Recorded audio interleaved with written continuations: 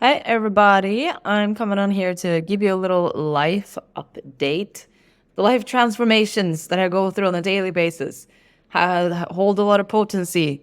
And as a subconscious reprogramming coach and someone who always is seeing, the life unfolding as a beautiful gift of transformation, I can see the codes. So I'm sharing codes. I'm sharing the codes with you so you can open up your receptive abilities and get the codes from me. I want you to get all the codes that I'm getting in my life so that you can benefit from them too.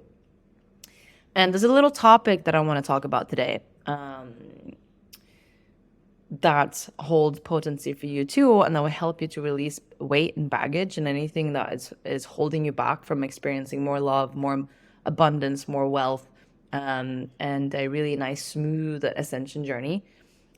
Is holding on to people who are not able to meet you where you're at. So a little bit of background to this. I remember when I was studying in university, and I've always been such an avid learner. Like, I'm a sapiosexual. I love learning and understanding how reality works and just like filling my mind with knowledge. And when I was studying in university, obviously I was studying at university and I was studying that material. But on the side, I was, binge watching and listening to and reading and studying everything about self development, wealth, business. And I found all of these people that I really looked up to in various books and various platforms and workshops and also online. So I had a lot of role models that I learned a lot from. And I remember many of them talking about, and these are high level, the ascended masters and who've mastered the realm of finance, who've mastered the realm of relationships, mastered many different realms. And I remember them talking about having to let go of certain individuals, not necessarily 100% completely, but from your inner circle. And and also other spiritual teachers who would, say it's okay to have to let go of people. So I remember the many of the people I looked up to and were role models for me talked about how important it is to let go of people who are not able to meet you where you're at, who are not adding to the progression of your life, who are not, you know, uplifting you and supporting you on your soul journey. And I would always be like, what is the deal with that? Like, I don't have anyone that I need to let go of. I love everyone. And I was very naive. And I was also unknowingly stuck in a lot of people pleasing. I just wanted everyone's approval. I just wanted everyone to be happy at the expense of my own happiness. I just wanted everyone to be okay all the time.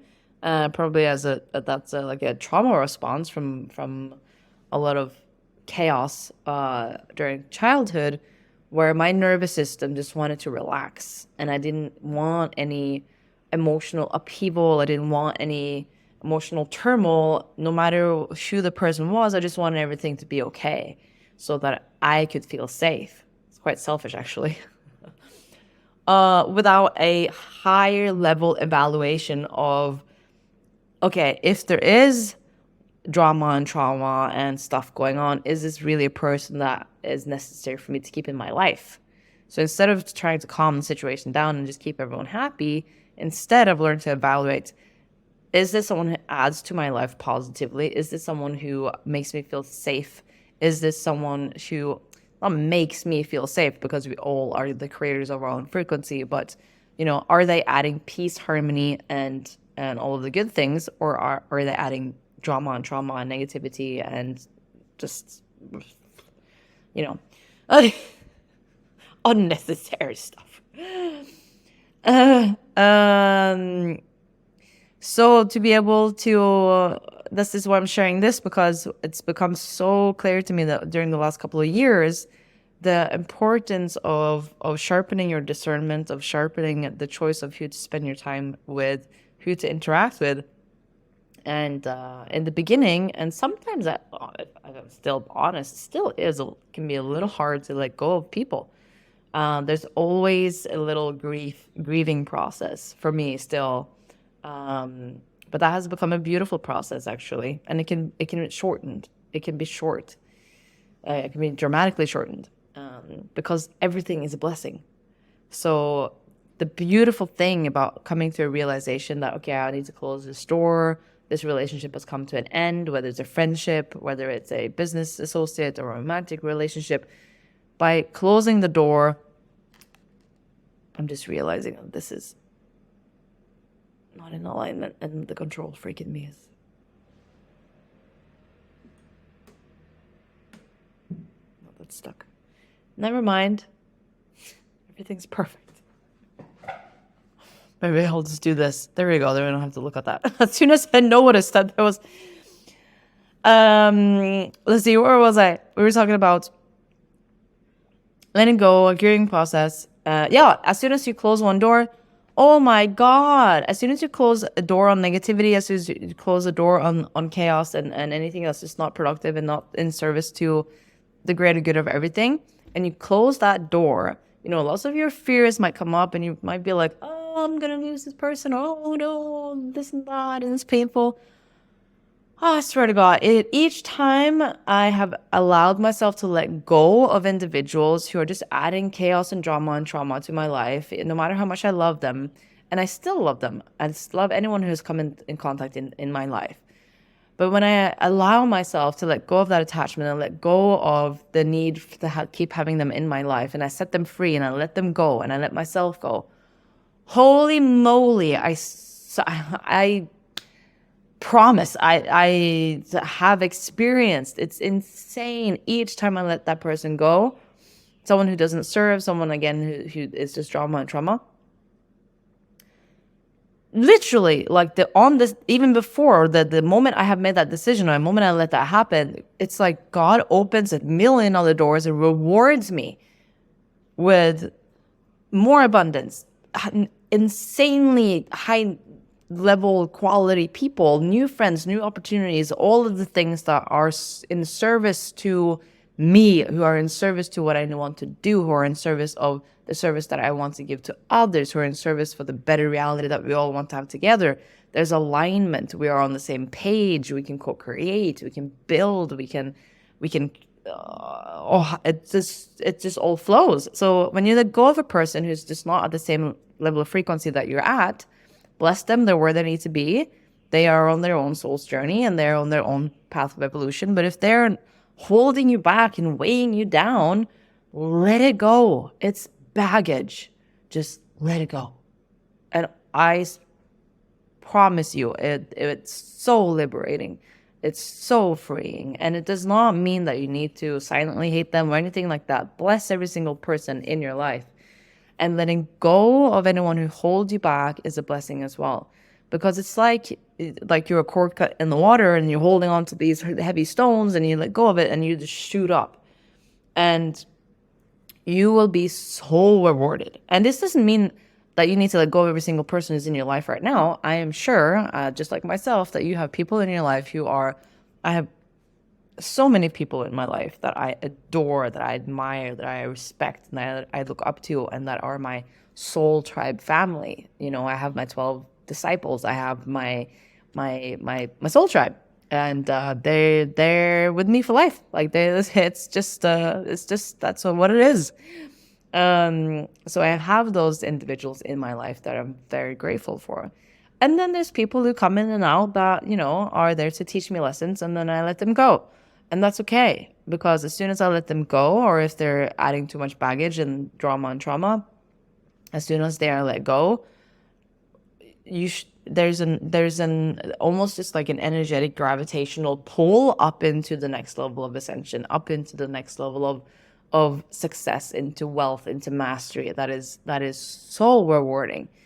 And I just wanted to share this with anyone who oftentimes has a hard time of, maybe you're in a relationship and it's so obvious and it's so everyone can see that you're not supposed to be together, or that they're adding negativity to your life, but it's so hard to let go. Let go. Free yourself. It's amazing. You might go through a little grieving process and honor that process. It's beautiful. And then life rewards you. I promise you. It really rewards you. If you want a better job, you have to let go of the job that you already have. If you want to have a better partner, you have to let go of the partner that you already have. If you want a better friend circle, you have to let go of the friends that you have right now that are shitty. If you want, you can only have, there's only, in the third dimension, there's only so much time you have, there's only so much energy you have, and there's only so many people that you can interact with through the course of a day, through the course of a month, through the course of a year. So who do you want to hang out with? What kind of people do you want to hang out with? Who do you want to spend your time with? What do you want to spend your time doing? And how do you want people to contribute to your life, and how do you want to contribute to their life?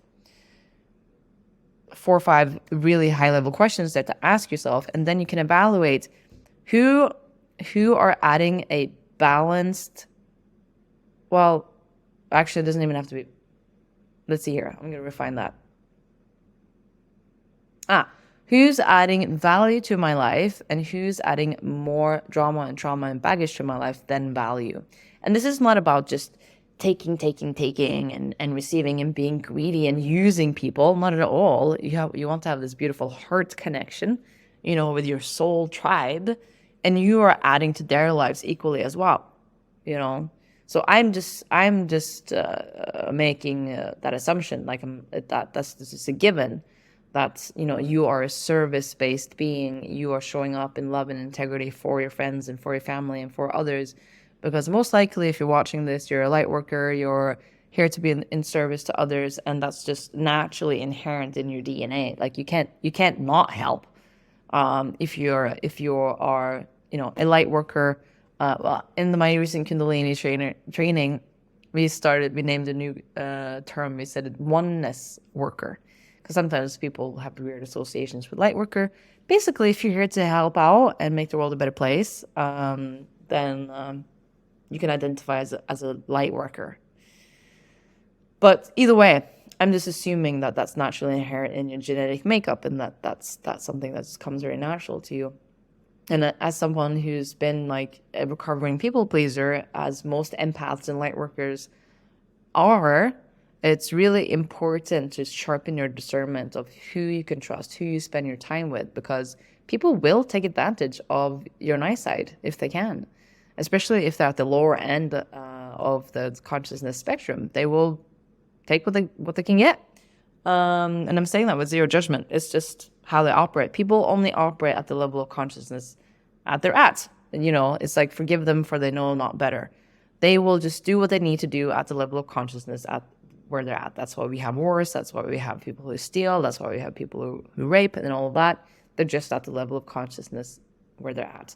I'm not saying that justifies negative behavior, but it brings more acceptance to it, and then we can move on and progress. So be willing to let go of people who are holding you back.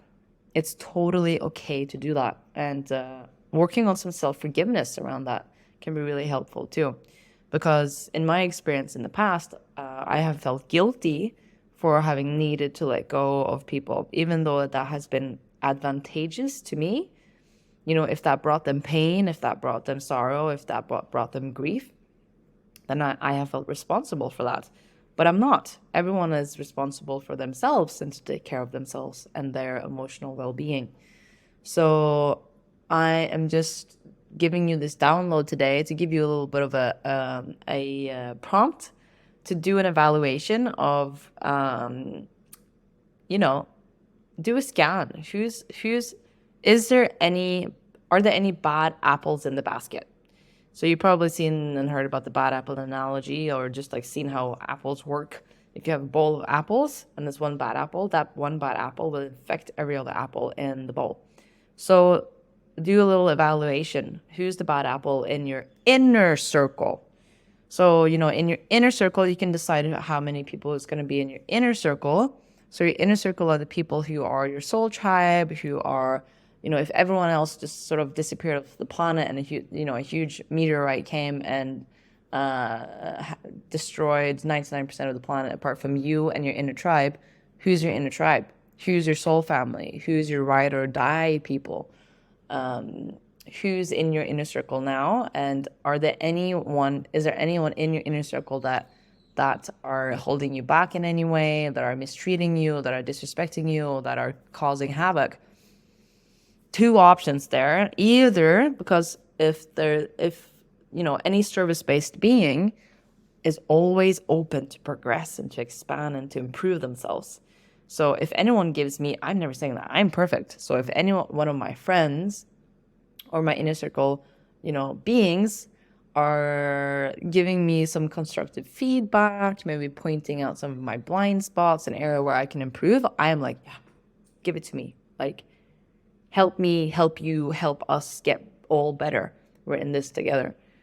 So you might have someone in your inner circle who might be causing a little bit of havoc, but they're more than open and willing. If they're willing, wanting and willing, and they have a desire to improve themselves for you and for the relationship and for the good, they will. Then, that kind of person, I always give the benefit of the doubt for and give constructive feedback so that they can improve their behavior.